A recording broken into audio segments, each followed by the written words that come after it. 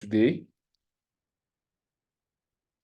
And then I will speak briefly about mentorship and communication, one slide. Then I'll spend some time on the nature of communication. Now, that has to be extremely summarized because communication in the university is a 4-year course. And even after people have spent 4 years learning it, they come back for masters and PhD, still in communication. But I'm going to try and do, high-level summary of the aspects of human communication that I think we need to take seriously as mentors and mentees. Then I'll look at what mentor-mentee communication, typically the good one, the effective one, what it accomplishes. Then we'll go a bit practical, looking at the different tools and contexts that are available to us as mentors and also as mentees. We'll look at the obstacles that we face as we seek to communicate with each other. And then we'll look at, from the beginning to this point, there will be quite, a bit of emphasis on the mentor. We'll look at what the role of the mentee also should be in the communication between mentor and mentee. Then I'll share a challenge with us, and we can take questions and answers. Hopefully, I can do all of these in about 35 minutes, so that we can have 15 minutes at least for interaction. I will try to keep my eye on the chat box. If you drop a question there, I will, or if you are not hearing me and you say something there, I should be able to see it. So I'll share my screen. I have a couple of slides, as I said, which I think can guide our conversation. So how do we define mentoring? I said mentoring is a process. It's not an event. Mentoring is not, you can't say, okay, I'm going to do mentoring from 7 p.m. to 8 p.m., 1 hour, and then mentoring ends there. Mentoring is a process. It doesn't have a clear-cut beginning. It doesn't have a clear-cut end. It's that process by which an experienced person, not necessarily an older person, is a process by which an experienced person helps, nurtures, assists someone who is less experienced in that particular area. For what purpose? To make them more experienced, to make them more steady, but importantly, to also make them a mentor. In other words, the work of a mentor does not end until the mentee begins to mentor other people. So mentorship is like a relay race. Again, no analogy captures it. But you don't want to be done with your mentee until they also start to mentor other people. And my friend, Professor Tayo Lamidi, his students gathered once to say thank you or something, or I think to give him a gift. And he said, no, he's not a very easy person. And he said, look, what I want from you guys is, if you think I've done something good to you, go ahead and do the same to someone else. Let good continue to spread. The last time I told him this, he said he had it from me, but I think I had it from him. So we don't know who is the author of this thing, but it's not a completely, intelligent, queer, or, it's not an invention. Mentorship does not end until your mentee is mentoring. Even then, it does not end. I'm here and the sun is on my face, so it makes me look much older than I am. I am not an old man at all. And some of you here actually know me. I have a mentee. There is somebody whose BA I supervised. And then he came back for master's. I supervised his master's. Then he went and came back for PhD. I supervised his PhD. I'm his supervisor, right? supervision and mentorship are not always the same. A supervisor can be a mentor can be a supervisor, but a supervisor can also just be a supervisor. Supervision is formal. It has a clear-cut beginning and a clear-cut end. The day you assign a supervisor, you say, okay, you go to estimates. They say you are my supervisor. He says, yeah, welcome, go and bring your proposal. You push back and forth, you quarrel, you agree, you disagree, you graduate. And that is bye-bye.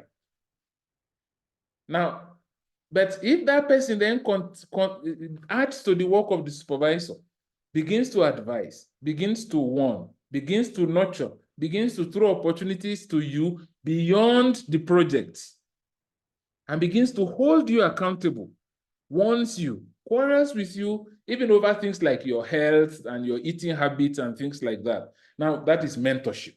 That is now going beyond the formal thing. And that is a long process, not an event. Supervision is an event. So this person I was talking about, so we developed mentor-mentee relationship right from that undergraduate period. Now he has also supervised and graduated some 2 or 3 of PhDs, and he's actively mentoring them.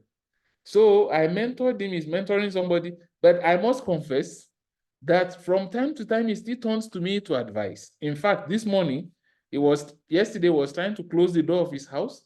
Then the door closed on his hand, and he had cut his hand. He had to be taken to the university clinic. Then he's all the way from Ibadan. He sent me a message to tell me that, I mean, I can't even do anything about that. But that is what mentorship is about. I think it is a lifelong process that does not end. Now, I always think that the whole process of mentorship is a communication process. Now, you can disagree, but communication is a process of exchanging information. Exchange, in other words, is a process where somebody gives information to another person and then receives.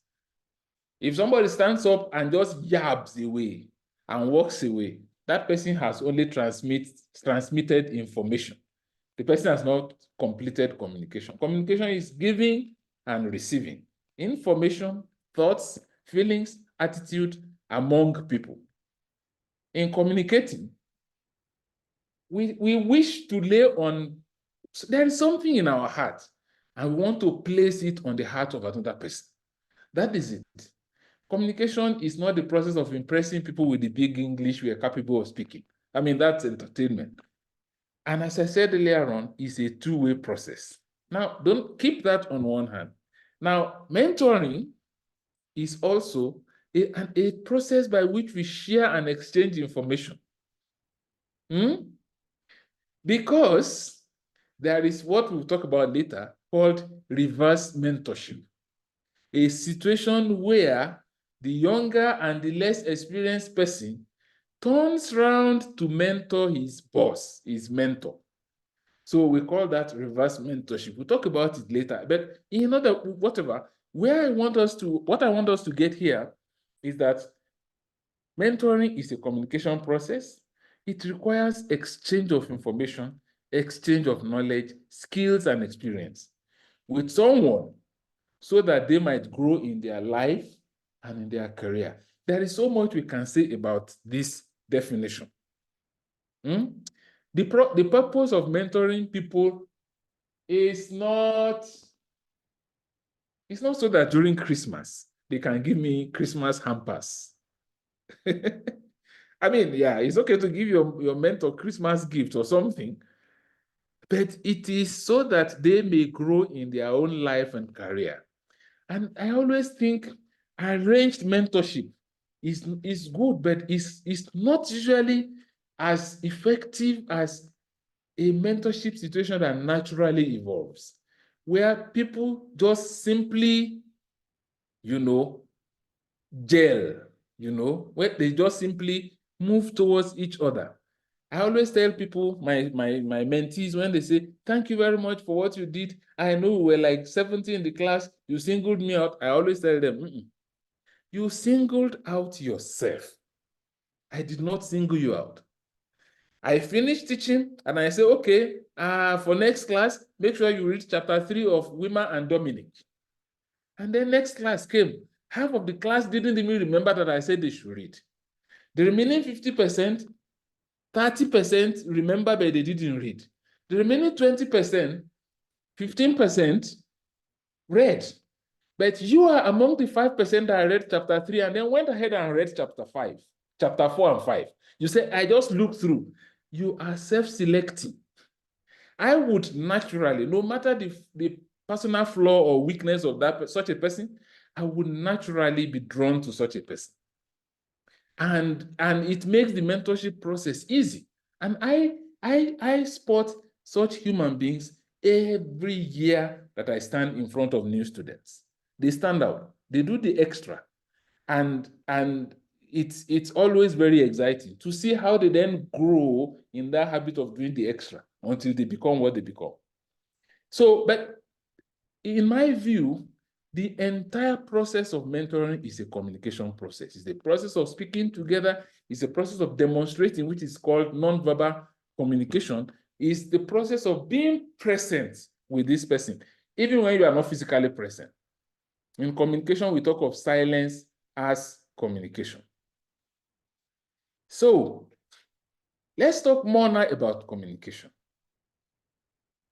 Someone says words matter, but actions speak. Another person says actions always prove why words mean nothing. I leave you to just think about that because of time. But one point we need to go away with here, mentoring is not by precepts.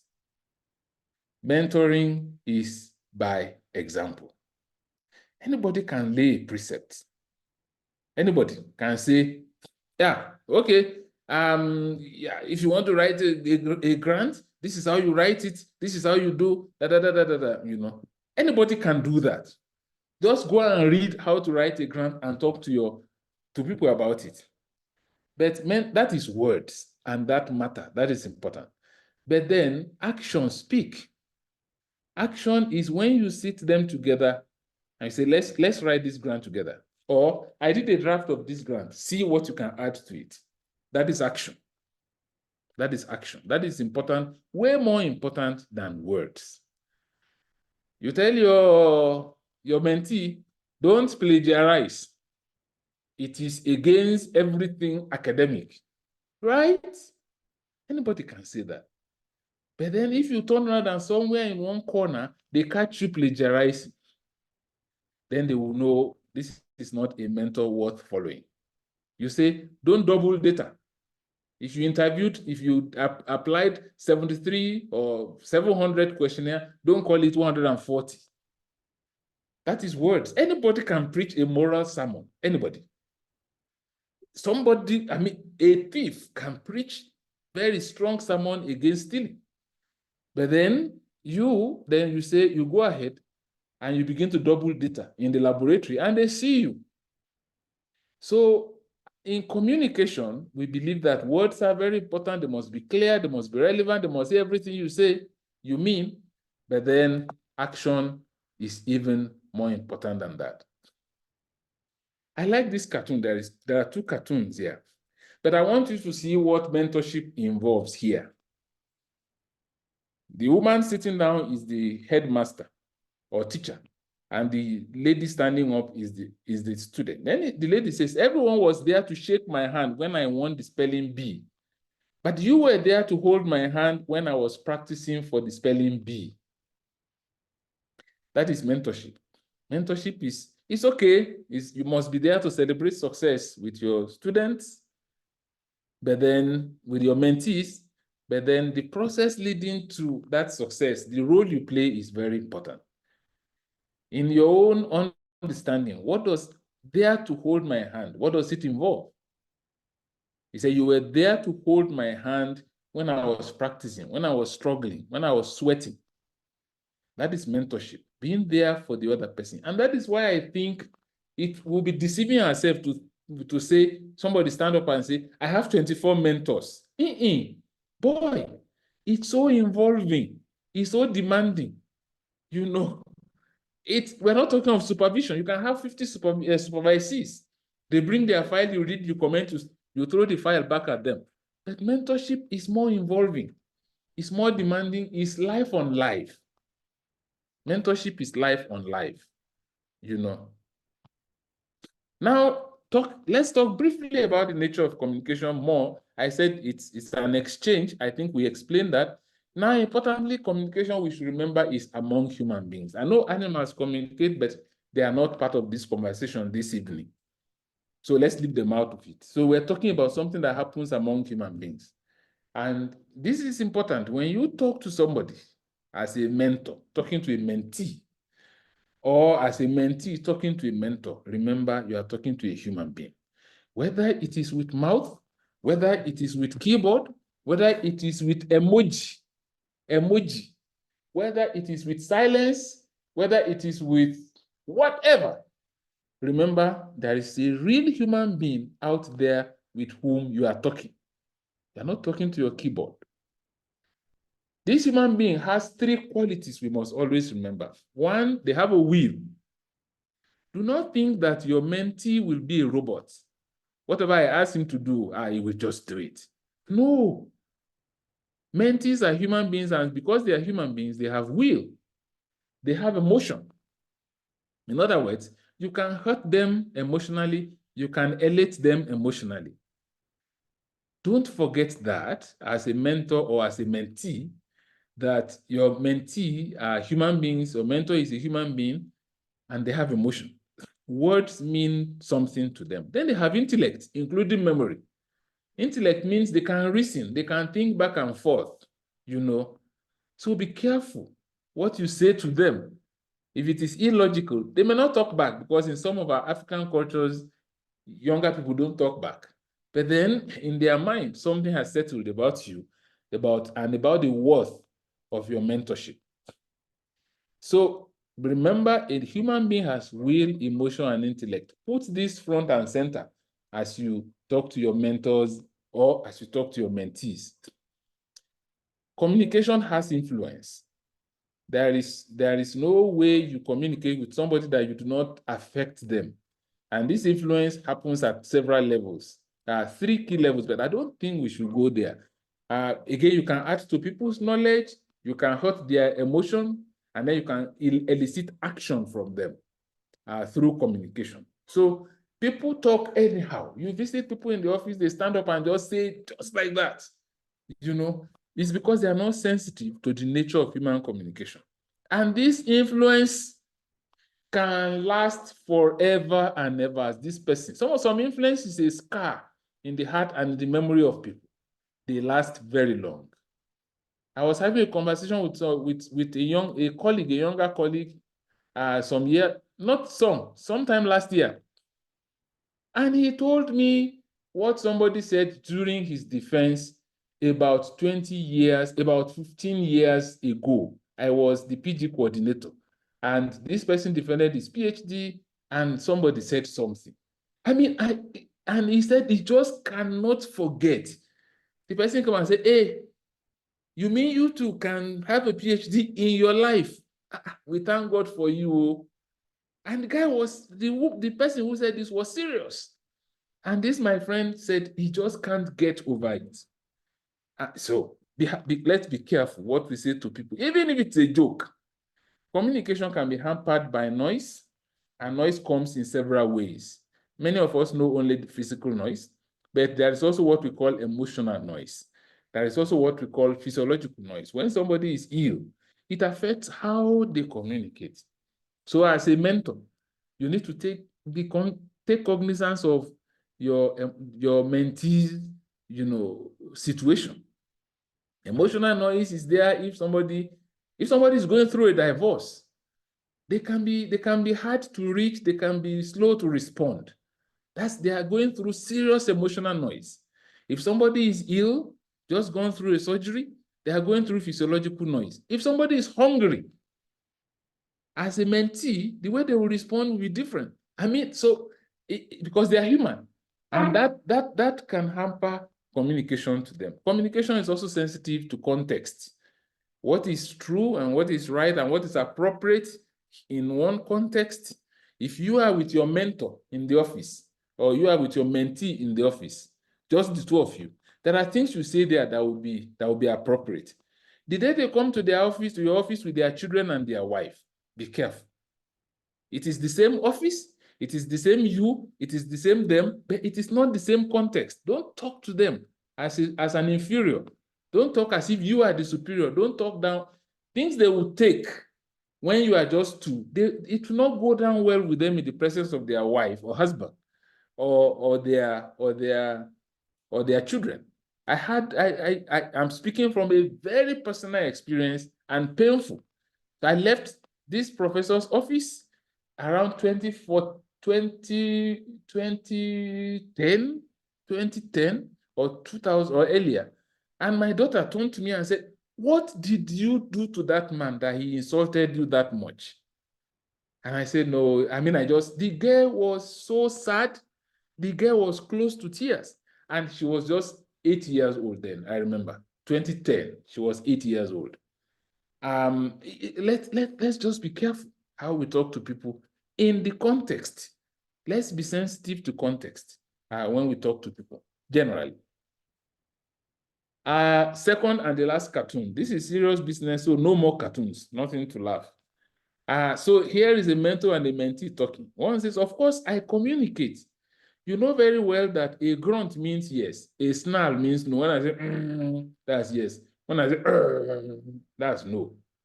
It is silly. But each person needs to know what is yes, what is no, what are the non-verbal cues of your mentor and the non-verbal cues of your mentees. You know, my supervisor and mentor was an actor. He featured in many Nollywood movies in those days. He's late. He died 20 years ago, 20 years and a month ago, less than a month ago. But I mean, he could make people laugh. But I know when he's angry, even when he was joking. I studied him, I spent time with him, I understood him. So we need to know our mentors. And as mentors, we also need to know our mentees. I invited one of my mentees to a research project that was funded. He was going to get money and he was going to get experience. But I said, so I told him, yeah, you are going to be in charge of all the focus group discussion and so on. And I looked at him. Before he said anything at all, I knew something is wrong. And I said, yeah, Abi, you are too busy. Then he said, yeah, I have this project that is going on. And then I just got a call from so and so that I've been appointed as this. And then I also got, I said, all right, that is okay. He didn't participate in that. The one after that, he participated. And I had to abandon that project halfway. And I handed it over to him as the country principal investigator. So let's know the people. What does it mean? When they are silent, what are they trying to say? And it's not just mentee understanding mentor. It should be both ways, right? Now, these are the things that influence how and what we communicate. I won't have the time to go through all of them. I'm looking at my time. But I don't think we need to really spend time. You can understand that how I think about myself influences how I talk to other people. The values that I hold there influence how I talk to other people. My belief system, my biological mental state, my life experiences, my cultural background, all this together influences how I communicate. You can't know all of this around your mentee, but at least when you interact with them, leave space for all these multiple influences, right? This is very important. Their socioeconomic status is also one of these. So let's look at what communication between mentor and mentee are meant to achieve effective communication. I have 5 roles they can play here, 5 functions they can play. One is to inform. But when you are, all you do is just to inform your mentee or your mentor about opportunities, about deadlines, you are doing well. As Mr. Macaroni will say, you are doing well. But that is just one function, the function of a journalist. You are just throwing the news at them. A mentor should also inspire, comment. You know, when you do that, you are now a journalist plus a motivator. I don't like motivational speeches, you know, aspire to inquire, to fire and require. I mean, all of those things, some of them gibberish. Huh? But when you inspire, when you comment, and I'll show you an example, then you are a motivator. That is another role of communication. You should also be able to rebuke. Communication allows you to walk up to your mentor or your mentee and tell them, hey, the way you are going, I'm not happy with it. Out of a clear mind, again, know when you do it. Don't begin to rebuke a man, a 40-year-old man in front of his children. Then he drools, then he looks back and feels sad. Or in front of his wife, or in front of his colleagues. It's better to call someone aside if you want to rebuke, please. Yeah, when you counsel, then you are a shepherd. When you guide or educate, then you are the teacher. Mentorship employs communication to perform all these functions. And as mentors, we are supposed to be good all around in doing all of this. I have seen mentors that are only good at rebuking and warning. And the examples that come to my mind, real life examples that I think back of my time in the classroom, in the university, at meetings, at defenses, and so on. Some of them are not nice at all. You know, not nice. It's good to rebuke and warn people in private, right? There are times I've rebuked people in public and I feel terrible myself. And I've had to go and apologize to somebody. Again, another one. I had to take my daughter to somebody to witness it. And I sat down and I said, look, the way I talked to you yesterday was not nice. I am really sorry. I shouldn't have. And I mean, it was in the public place. There were like 10 of us there. And he said, no, God, no. I said, but you see, I knew he was hurt. Let us be bold enough to swallow our own pride. Mentorship uses communication for these 5 roles. Let's look at real life example. This is between me and one of my mentees, a horse. You know, there are different kinds of mentees. There are mentees that are rabbits. There are mentees that are tortoise, depending on how fast they complete tasks. There are mentees that are war horses. You too, you have to really, really be strong to be able to shepherd these horses. This one is a horse. If I had met her earlier, when I was just starting, like I would have really, really run away from her. She was a difficult person to lead. But honestly, she was among the most intelligent students I ever taught. When I discovered her in 100 level, I said, no, this is another one of them. So her attitude can put you off. And she can argue, and she can disagree, but she's always intelligent. So I kept her. And I supervised her BA. She graduated with a very good result. I supervised her master's. She graduated. And then I told her, if you continue like this, because this girl is not getting softer and softer, I think a better way for you, a better thing for you, if you love your life, go do your PhD outside of Nigeria. Yeah, because, now she's on the 2nd year of her PhD in the UK. Now, we had one of these arguments. I remember this was 2020. I had a research project and I involved her, 3 of them in that research project. No, 5 of them, 2 men, 3 ladies.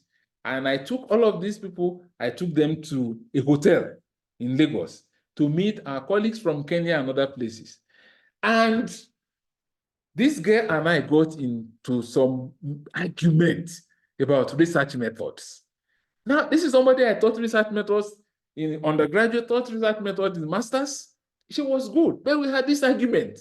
And she disagreed with me, but she disagreed with me with facts, with logic. And I looked around the room, everybody was quiet. Oh, Moyima Baje, this guy is Baje, this guy is spoiled. See how he's arguing with the whole professor. Hey, the professor does not know everything. So I think she was, I sense that she sensed that people in the room were a bit unhappy with how she kept, the conversation going. At the end, I had to send this affirmative text to her. I must say, I like it each time you disagree with me on these research issues, even when you are wrong. Even when you are wrong, I still like it. It is the kind of spirit I wish to nurture in everyone working with me and in my kids. And honestly, my kids have caught that spirit, and I hope I won't regret. And this is the response from her. Thank you, sir. Thank you especially for always correcting with kindness. You make it easy for people to debate without worry. That is the atmosphere academics should create. It's not the atmosphere of boss is coming, everybody run, and boss is never wrong. Everything is right. You are right, sir. You are correct, sir. How can you be right, sir?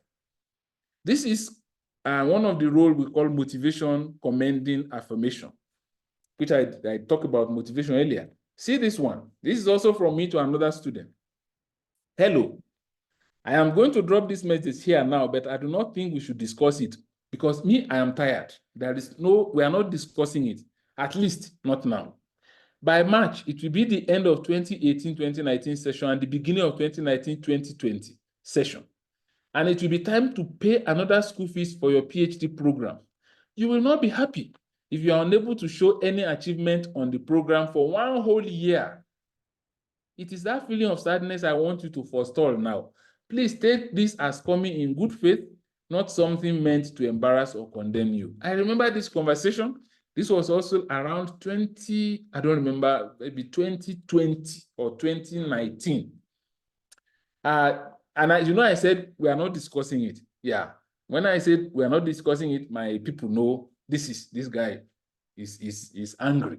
But I'm angry for her. I'm angry because of, for her well-being, for her progress. It has nothing to do with my own personal gain or anything. I remember she came, we had a conversation. We eventually managed to push the PhD across the finish line. Let me double up here. What are the tools and contexts for mentor-mentee communication? Yeah, so we have this, you know them, new communication media, WhatsApp, Telegram, all of them, you know. I had a mentee who would never send a WhatsApp. He would rather call. And I said, why? He said the first WhatsApp was not official. So I said, well, mentorship is also not official all the time. Telegram, all of these apps are there.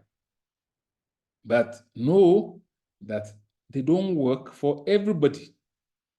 Peter Higgs, the Nobel laureate in physics, one of the most brilliant creatures God ever made. He's a professor of physics, has won a Nobel laureate in physics. He's in his 80s or 90s now. He has never made a mobile phone call in his life. And he said he will never use mobile phone to call anybody. He also has never sent an email. That's a professor. He's an academic. So that's an extreme, right? But you need to know what works for your mentor and what works for your mentee as well. It is not everything that works for everyone. And I say, respect should be the queen and the king of all communication. Always remember, at the other end is a real human being who has three things: emotion. So I'm not talking to a tree or a chair or a wood. This guy has emotion. This guy has intellect. So I'm not talking to a mumu. And this guy has will. They will eventually do what they feel is right. Face-to-face, one-on-one communication is another channel of communication, another context, and it should be maximized. We are realizing more and more and more that mediated communication like this help with quantity, but face-to-face is good for quality of interaction. Telephone conversations also work. Small group communication. My mentees have a group, they call it Ojebode Doctoral Family or Ojebode Doctoral something. Now I'm no longer supervising them. Many of them are finished. But when they were students, it used to be a very active group where they share files, they make notices, they do things. Sometimes they forget that I'm also there in the group. Small group communication also helps to create synergy. Joint tasks, such as co-authorship, is one of the most veritable avenues for mentoring people that I have seen. So in these communication tools and contexts, you should always ask, what works for my mentor? And if you are a mentor, what works for my mentee? There are people, as we are speaking here, let us not forget, there are students who cannot afford data to be able to send WhatsApp. There are those who don't even have good phones to do WhatsApp. So I know somebody who says, I'm sending this to you. I had to borrow somebody's phone and then uninstall their WhatsApp and all kinds of things just to be able to send a message to me. This was like 3 weeks ago. Guy has a master's. So, and things are like that. Things are tough. So let's not assume when we are communicating that everybody is on the same page with us. These are some of the obstacles that can affect how we communicate as mentor and mentee. There is information asymmetry. Information asymmetry means one person of the two knows a lot more than the other person knows. Often, it is the mentor that knows a lot and the mentee knows little. So when that happens, this person can be talking, but he's talking above your head. You can be talking and you are using all the technical jargons and you think this person is following you. No, it's not. It's important to slow down. The same thing when you write. I see people write, they say, yeah, Yara, members of Yara, blah, blah, and you wonder what is Yara. At least try and explain. Young African researchers in agriculture, Yara. Now, if I see that, as I go on with you, then I will understand what Yara means. It's information asymmetry. When you know something that others don't know, that is asymmetry. And it is now your duty to slow down and carry them along. Remember, they also know things that you don't know. That is very important. So it's good to be humble about this thing. There is also power asymmetry. In a mentor-mentee relationship, the mentor always wields bigger power.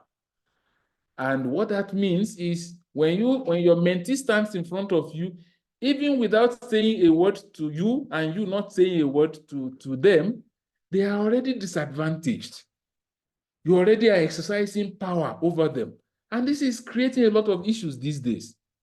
Students who left school 20 years ago are going back to sue their lecturers for sexual harassment.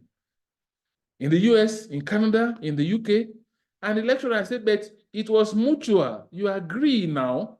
And they say, I agree because you had power over me.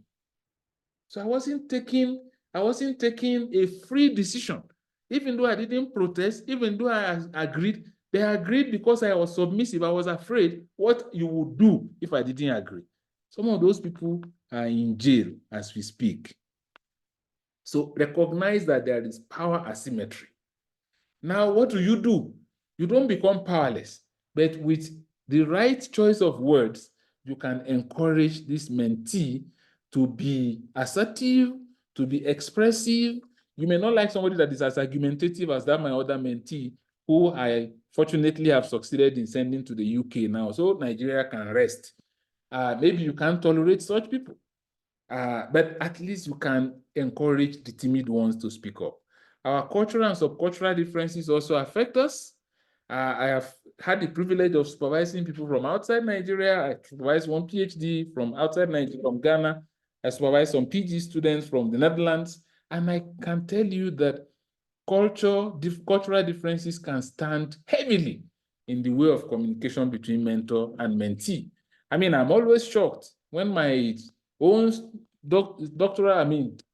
graduate students, master students, turn to me and say, hey, Ayo, would you like a coffee? I'm like, hey, Omo, Yeah.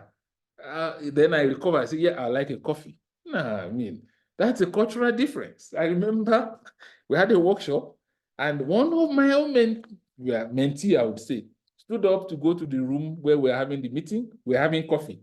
And then he said, hey, Ayo, when you are coming, bring my tea, you hear? And I'm like, God, yeah, this is not Nigeria. But yeah, it can create problem. I mean, if you are not careful, you can spark and say, who do you think you are? Do you know who I am? And then it becomes, what we call yam pepper scatter scatter in Nigeria. It's good to just create that allowance for cultural dissimilarities. Lack of clarity on roles and expectations is another one. What should I do? Sometimes mentees are at a loss what they should do. We leave them to figure it out. It's good to just be clear as much as possible rather than to leave people to figure things out. Other obstacles include linguistic differences. When we don't speak the same language, we may speak, both of us speak English, but then we speak this English differently. Ghanaians work, Nigerians walk, Kenyans work. And then we say we are speaking the same language. Things like that can also cause problem. A part of linguistic difference is that also that this our language changes. Not long ago, if they say you were cute, it means you were clever. If they called you a bully 100 years ago, it means you were a sweetheart.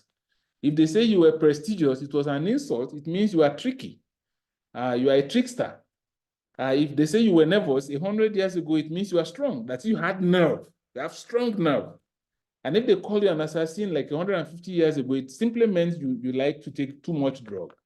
Now, see how those things have changed. These are extreme, but again, if you carefully pay attention, you will see that language changes very fast. Issues in Nigeria meant problem when I was growing up. I mean, yeah, it meant problem. There are no issues about it. Then a time came when, oh no, sorry. When I was growing up, issues meant children. They will say they had 2 issues. For how long have they been married? They've been married for 3 years and they have 2 issues. That was growing up.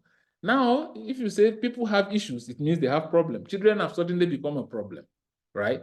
Now we have Flash, Pink, DP. These things change. And they can create a problem, especially generational problem. Let's see what are also expected of a mentee. I'm sorry, I'm running out of time badly. As a mentee, learn to ask questions. He who asks questions remains a fool for a few minutes. He who does not ask a question remains a fool forever. Some says this was from Mark Twain. Others says it's a Chinese proverb. I don't care. This is not literature review. But it's saying, don't be shy to ask questions. Of course, know when to ask and what to ask, when to ask what question. Some questions can be personal, so you don't ask that during lecture. Yeah, please. Give updates, give feedback. I always tell my students, don't wait till I ask you, how far have you gone? If you have finished the first draft of your chapter 1 and you are reversing, there is nothing wrong in you sending me a WhatsApp message and say, Oga, I just finished the first draft of my chapter 1 now. I will reverse it within the week and get back to you. Even if I don't respond, then I won't worry about, hey, what is this boy doing? Where is he? Give updates, give feedback. Articulate your needs. Be clear what you need as a mentee. Don't also leave your mentor to figure it out. Right. Articulate your need. Let me not go into examples, but I have met people who have continued to die in silence, while relating with a mentor who could have helped them if they have just articulated what they need. Disagree respectfully and with tact. Right. This, my mentee I talked about, that we have, deported to the UK, was never rude. There was never a day, a time she said to me anything that was rude. But she would say, excuse me, sir. Me, I don't think so. I don't agree. If you allow me to explain, I'll explain. And I'll say, explain. And then she will explain. And it's never about, no. Communicate. Be confident. Mentors can be tired of somebody who they have to prod you and push you before you can say something. I mean, it can be tiring, really. Apply discretion, please. Avoid gossip about your mentor. Avoid tale-telling, rude criticism. Many of us have been victims of very malicious imaginations. We bore it, we ignored it because it came from, it didn't come from our mentees. It would have been crushing and destructive if it had come from mentees whom you trusted, right? So please, as much as possible, don't crush your mentor. Seek clarification. It's not a sin to say you don't know. Ensure that the subject of discussion is not only and always work related. If this person is only your supervisor, it's work. But if it's your mentee, please try to find out about their own struggles as well. I'm not saying poke nose, yeah, but if they look frail and ill, then ask. Advise them to also rest. Right? My host in the US told me he said, look, this girl here, I'm trying to remember her name, but it doesn't matter. If this girl wants to do PhD, whatever she wants to do, I'm going to support her. And I said, why? He said, look, she's the only graduate student I have who would come and first of all, ask me how I'm doing, how my family is doing, how my children and all of that, and then ask me, what can I do for you today, sir? And then I'll say, okay, well, I think you can help me record these grades that I have. Then she will collect that, and then she will drop her file. Exchange. Now, why won't you like somebody like that? What of, Coco, hello, Ayo, here is my file. Have a good day. Bye. That's also a student, So please, supervisors, mentors are also human. Affirm the mentor, they are human. If they have done well, tell them. And listen. Take time to listen and then listen more. I won't have the time to talk about this on listeners. There is no time, and I don't think it's very important. As we are talking, I know I'm talking to mentors and mentees. Today's mentee is tomorrow's mentor. Be a mentor, not a tormentor. You can use communication to torment. When you talk down on people, you are tormenting, not mentoring. You are a tormentor, not a mentor. If you don't clarify goals and expectations, then you are setting up people for failure. This is very important. I'm going to share these slides. Maybe I don't think you would need it, but you can have it. Let's begin to wind down. 2 more slides, I think. I'll talk briefly about reverse mentorship. When people started using computers very well on our campus, many of our mentors bought computer desktops. Those desktops were assembled, they were not branded. Many of them called us secretly to their office, locked their doors, and said, see, this thing I've bought that is looking at me like television here, I don't even know where to press. Oh yeah, come and be teaching me. My supervisor took me to his house. Well, I knew his house. And we entered his bedroom where he has set up his computer and said, oh yeah, be teaching me this thing, Gary. You think I cannot know it? I told him it was an actor. And when I told him what a mouse is and how to hold him, I said, this is just like driving. When you turn here, it turns. When you turn there, it turns. I say, yes, it's like driving. Now, that is reverse mentorship. Don't let it get into your head and say, I taught him computer. Then remain a mentee. Don't let that thing get into your head. Focus on communicating, informing, and skilling. Don't sermonize. Oga, you are not doing well with this computer. You are supposed to move far now. If you need to, please, and don't command your mentor. Polite request. Sir, don't you think you should watch this video that's about how to use Excel? I think it will be useful. I used it and it helped. Something like that. It's better than, there is a video here, watch it.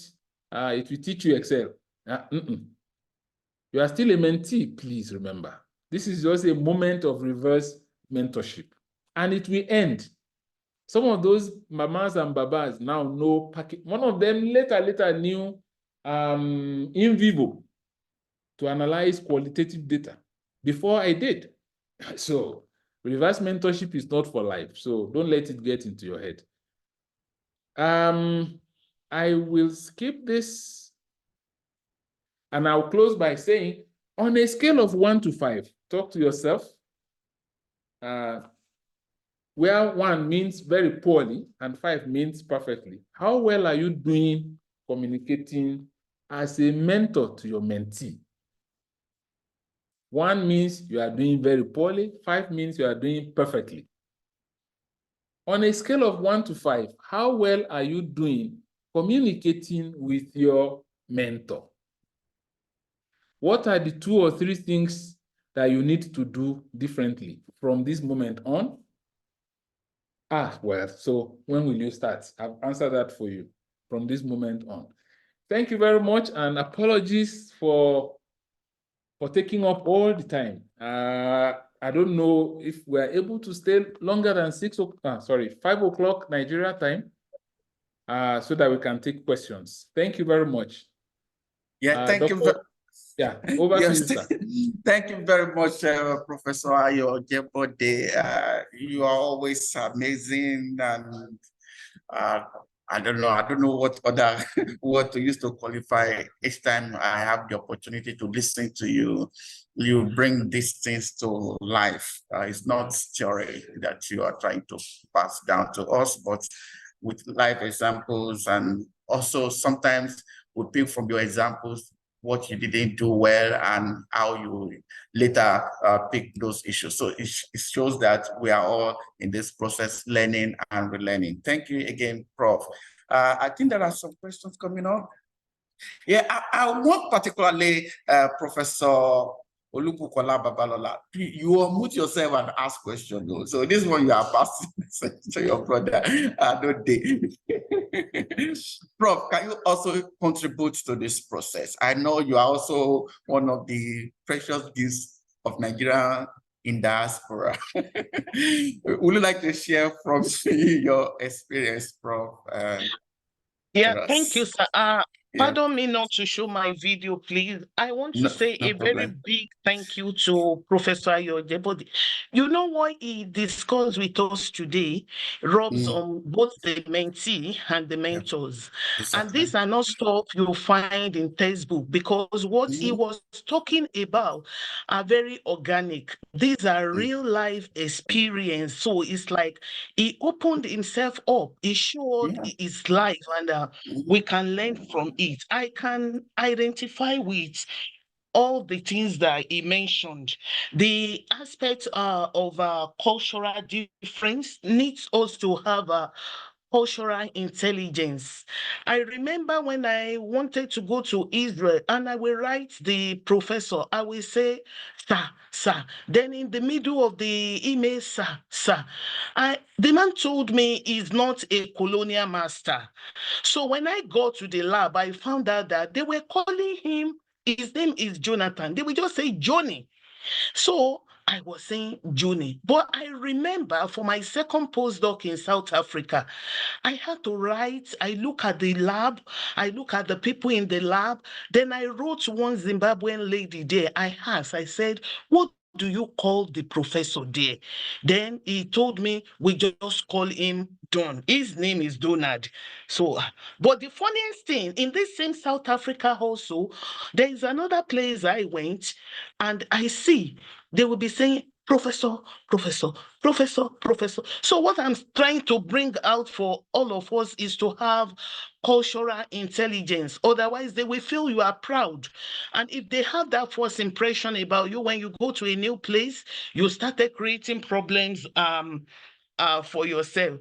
And also not to take something personal. Like he mentioned, we had a tea break during a presentation. Then a PhD student, I'm talking not in Africa now, was questioning the supervisor of this PhD student, that we were in the same lab together, that what he presented is faulty.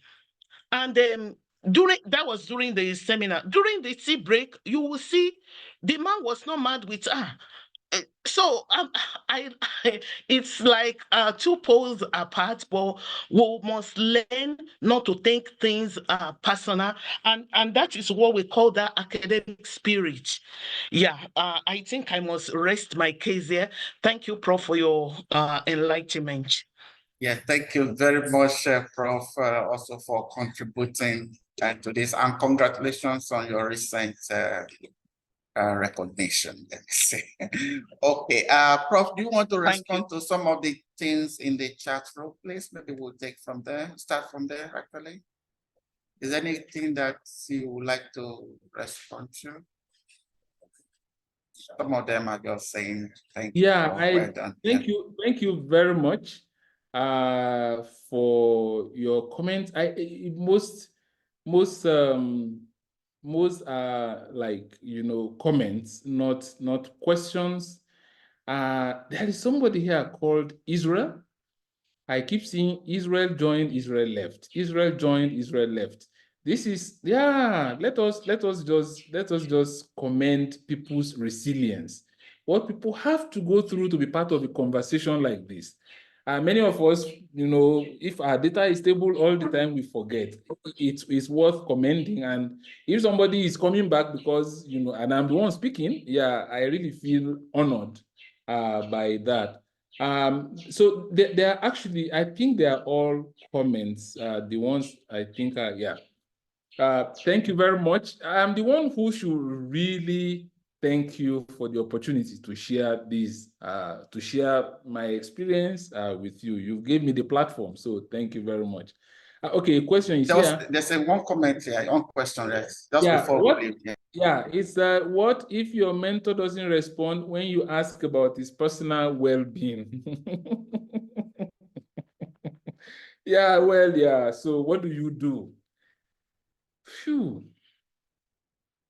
We all know people like that here and there who, for one reason or the other, don't want to discuss personal life with people. It is just to, yeah, to know that, well, maybe for this mentor, that is a no-go area. And we leave it like that. Yeah. So it's okay. It's okay. I mean, if they don't, yeah, that's fine. You can't force them, and you shouldn't go, you know, over it and over. Yeah, it can become like you are pestering them. You are being pesky. Yeah. Thank you. Okay. I would like to call on one of the, Professor Olukola actually is one of our mentors. Maybe call up one of the mentees to give the vote of thanks. I'm trying to say, okay, who would like to give the vote of thanks? I don't want to call anybody now. If you think you have been blessed, so say today. I will go. Oh yes, go ahead, Mary. Mary, you are from Nairobi, right? Yes. Oh, Prof is very close to your time zone. We are neighbors. Yes, thanks, Mary. Go ahead. Yeah. So, all protocols observed. I want to thank Prof for that wonderful session. It was lovely. It was awesome. And it has just triggered quite a lot in me. I think I'm going to engage my mentor in a different way. She's very welcoming, and I think I really agree with the cultural differences. I was like, now how do I talk to Nigerians? You know, in Kenya, you can use Kiswahili, you can a bit of professionalism, a bit of sending memes here and here, and I'm like, okay, let me see how to work with Nigerians. But I think it all starts with the mindset, and also just putting myself out there and just saying the first word. So this session was very insightful. I am going to use it for not just for this fellowship, but also for future interactions with other people. So God bless you so much, Prof. And for the mentees, I hope we've taken one or two things home. I hope we implement this. And once we become mentors, I hope we also know how to engage with our mentees. So God bless you. God bless this fellowship for this platform. And I can't wait to meet you maybe one one day in Nigeria. Yeah, thank you so much. Okay. Maybe to meet Prof in Nigeria or me. Okay. All of you. All of us. I'm sure you like Nigerians, you know. I do love Nigerians. Yes, yes, yeah. Yeah, just to add that, yes, we are mentees today, so we will be mentors tomorrow. And actually, our culture in AGMCP is to transit mentees to become mentors. There were some that were mentees last year, and now they are mentors. So it's a process. But don't forget the assignment that Prof gave to us and the last slide.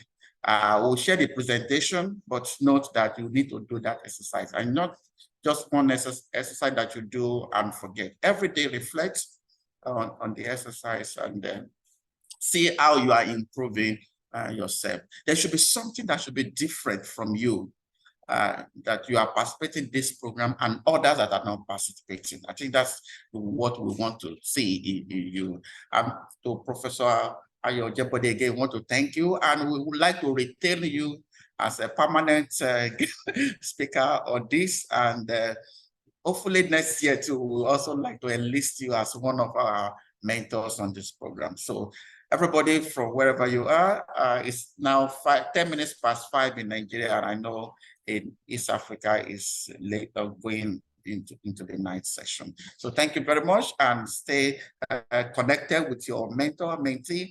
There should be no, I know now from this point, the communication should improve, okay? You should know how to say hi to your mentor and check on them. And now we are in both season of, if your mentor is a Muslim or Christian, you can say, oh, if the Muslim say Ramadan Kareem, if it's a Christian, you can say Happy Easter or something like that. No, sometimes they enjoy those little greetings apart from just saying my chapter, my manuscript is ready, my abstract for the conference is coming, I've not received feedback from you, the date is going to close next 2 days or something like that. No, just a little bit outside the formal arrangement and say hello to them about their well-being. For my mentees, I take it as a responsibility. Our first meeting, I'll ask them about their family, their work, just enjoy the informal relationship. And wherever we go around the world, we also want to connect with you and say, okay, are you doing fine and all that. So thank you again, Professor Ayo Ojebode. We miss you in Nigeria, but you are a global citizen. So we are always happy to have you around. And thanks for this platform that we can also reconnect with you. Thank you very much, and enjoy your evening. Happy Easter, happy Eid al-Fitr ahead of you. Bye-bye.